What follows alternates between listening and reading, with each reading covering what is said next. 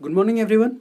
I am Vikas Verma from Central University of South Bihar, Gaya, Bihar, under a course of BSc B.Ed program. Today, we are going to discuss a topic named the concept of force. Okay, let's start. We are going to discuss a topic force. एक simple सा definition हम लोगों ने पढ़ा होगा previous classes में कि a push और pull are called force. This is a definition जो आप लोगों ने प्रीवियस क्लासेस में पढ़ा होगा। तो क्या लगता है कि ये डेफिनेशन पूरी तरह से फोर्स के कंसेप्ट को एक्सप्लेन कर पाता है? क्या लगता है आप लोग को? चलिए मेरे सामने मैं एक एक्सपेरिमेंट आपके सामने परफॉर्म करने जा रहा हूं। ध्यान से जरा देखिएगा कि इस एक्सपेरिमेंट के द्वारा इस डेफिनेशन फुलफिल करता है, सारी बातें ये फुलफिल कर रही है या नहीं कर रही है, उस सारी चीज़ों को हम देखेंगे।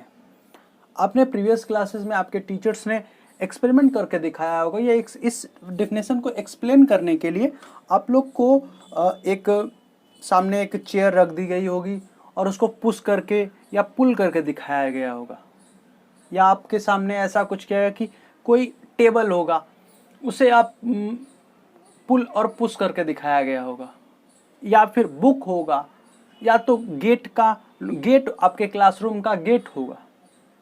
बट तो आप लोगों ने इस समय ये समझ लिया कि हाँ, ये डेफिनेशन सही है, a push and pull are called force. But थोड़ी सी इसमें प्रॉब्लम है जो हम इस एक्सपेरिमेंट के जरिए समझने की कोशिश करेंगे। तो ध्यान से देखिए, आप लोगों को कुछ, इसको मैं यहाँ रख देता हूँ, तो आप लोग कुछ इस तरह किया गया होगा कि एक बॉडी पर हम फोर्स अप्लाई करते हैं और वो पुश करते हैं तो वो अपनी पोजीशन में चेंज कर रहा है, और अगर उस पर फिर से फोर्स अप्लाई करें और फिर से अप्लाई करने के बाद फिर से इसके पोजीशन को जब हम चेंज करते हैं तो पुल करते हैं, तो this is a push and pull, push and pull. और इसका जो रिजल्ट आता है, जो हम एक्सप्लेन करते हैं, this is a force. But what about this book? जो दूसरा बॉडी है जो आपके सामने रखा हुआ, ये जो दूसरा मैच स्टिक का बॉक्स है, इस पर क्या? इस पर तो कोई एक्टिविटी नहीं परफॉर्म हुआ, ठीक है। दूसरा चीज, एक चीज और इसमें देखते हैं कि क्या हमने जब इस पर फोर्स लगाया तो क्या इसी पर सिर्फ फोर्स लगाया गया होगा? सोचो जरा। मे बी नॉट, क्योंकि इसके द्वारा कुछ ना कुछ, ये जो ग्राउंड है, क्योंकि ये हवा में तो नहीं रह सकता, दैट इज नॉट पॉसिबल। क्यों?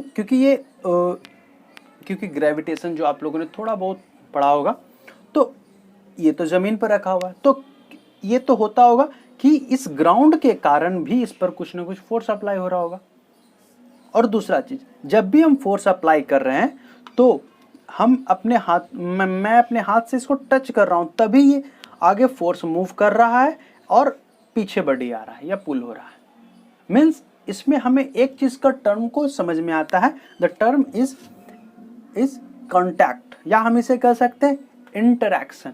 अगर एक बॉडी दूसरे बॉडी से इंटरैक्ट कर रही है, यू मीन टू से मेरा हाथ इस मैच स्टिक के साथ इंटरैक्ट कर रहा है, तब फोर्स ऑक्यूर हो रहा है, ठीक है। इसी के साथ हम इसमें करते हैं। अब मैं क्या करता हूं, इस मार्कर से इसका मैं नाम रख लेता हूं। इसका नाम मैंने रख लिया ए, और इस बी, दोनों मैच स्टिक को क्या करते हैं कि मैच स्टिक ए से को हम अप्लाई करते हैं फोर्स, तो मैच स्टिक ए में, by the way match stick A जो है बी पर फोर्स अप्लाई करता है, तो कब तक ये फोर्स बी पर अप्लाई नहीं करेगा? जब तक कि ए जो है बी से पूरी तरह से इंटरैक्ट ना कर ले। मीन्स ए जब बी से इंटरैक्ट करना शुरू कर दिया तो देखिए ये बी अपने पोजीशन से चेंज करना शुरू कर दिया। मीन्स एक वर्ड हमारे सामने जो मैं फोकस कर रहा हूं, द वर्ड इज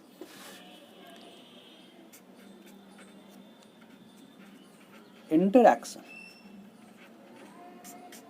मीन्स एक डिफिनेशन मैं आपके सामने लिखने की कोशिश करता हूं कि फोर्स का एक कि देखिए थोड़ा डिफिनेशन ऑफ फोर्स, डी से मैं डिनोट कर रहा हूं a force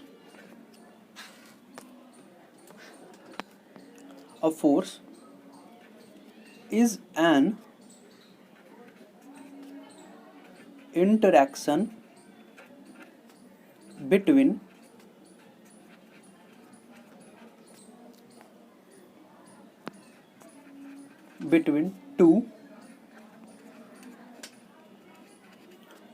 two bodies or between a body and its environment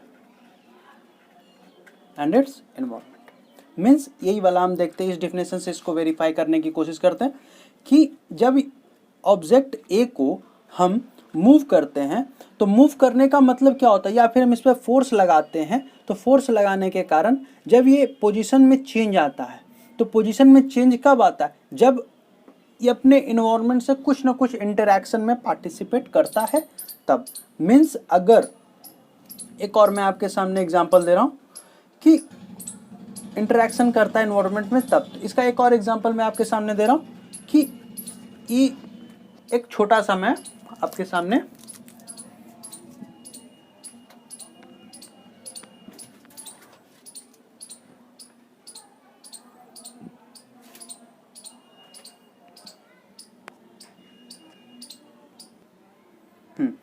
this is एक थिंग मैंने लाया, एक कपड़ा है हल्का सा।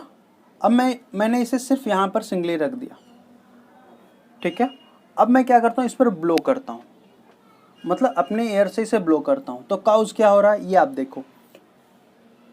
देयर इज ए पोजिशन, क्या हो गया, ये यहाँ से उड़कर एक दूसरे पोजीशन पर चला गया। मीन्स अगर कोई बॉडी अपने इन्वायरमेंट से, क्योंकि एयर ने भी इस पर फोर्स अप्लाई किया होगा, और जब फोर्स अप्लाई किया तो क्या हुआ कि इसने अपने पोजीशन को चेंज किया। यहाँ पर तो पुश एंड पुल वाला कुछ एक्टिविटी परफॉर्म ही नहीं हुआ, मैंने कुछ जो पुश भी किया है तो एयर का एक ब्लो, मीन्स इन्वायरमेंट से कुछ ना कुछ एनर्जी या फिर हवा चलती है, तो इसके कारण भी देखते हैं कि पत्तियां एक स्थान से दूसरी स्थान पर मूव कर जाती है। The reason is that, reason क्या होता है कि इसके कारण भी एक फोर्स अप्लाई होता है। मीन्स इन्वायरमेंट भी बॉडी पर फोर्स अप्लाई करता है, और वो फोर्स कब अप्लाई करता है, जब बॉडी इन्वायरमेंट से इंटरैक्ट करता है। वही केस हम इसमें भी देख सकते हैं कि जब बॉडी ए दूसरे बॉडी से जब तक इंटरैक्ट नहीं करता है तब तक बॉडी भी मूव नहीं करता है, बट जिस टाइम जब इंटरैक्शन स्टार्ट हो जाती है तो ऑब्जेक्ट क्या करता है, ऑटोमेटिकली मूव करना शुरू कर देता है। ओके, तो ये बात आप लोग को समझ में आ गई कि जब बॉडी ए दूसरे बॉडी के साथ इंटरैक्ट करेगी तब ही फोर्स अक्यूर होगा, ठीक है। Means push and pull are called force, तो ये this is a definition is good, but there is something is missing.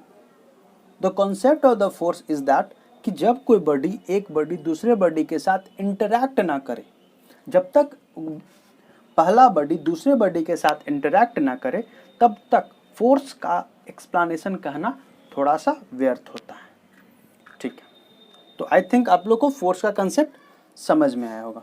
कुछ चीज़ें मैं आपको फोर्स के बारे में कुछ याद करने वाली, दिमाग में रखने वाली बातें हैं। पहला चीज़ जो आप लोग पहले भी पढ़ा होगा कि force is a vector quantity,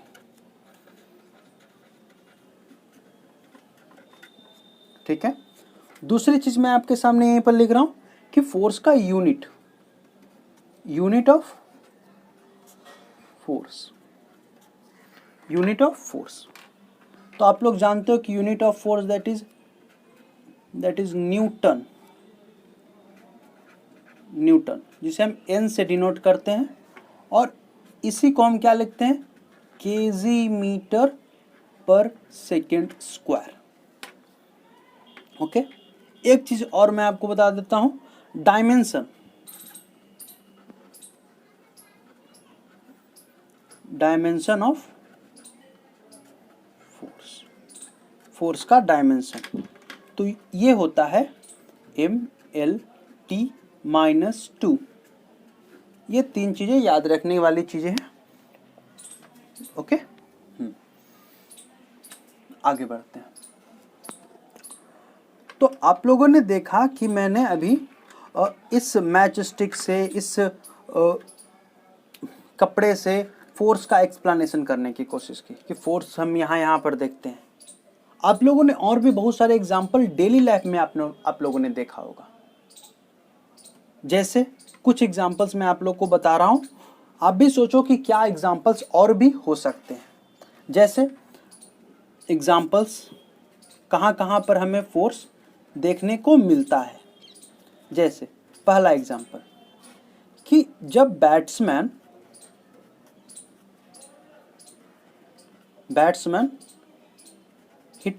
hits the ball.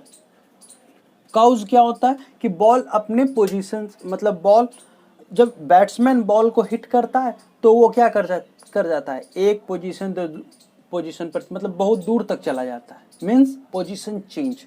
There is also example of force.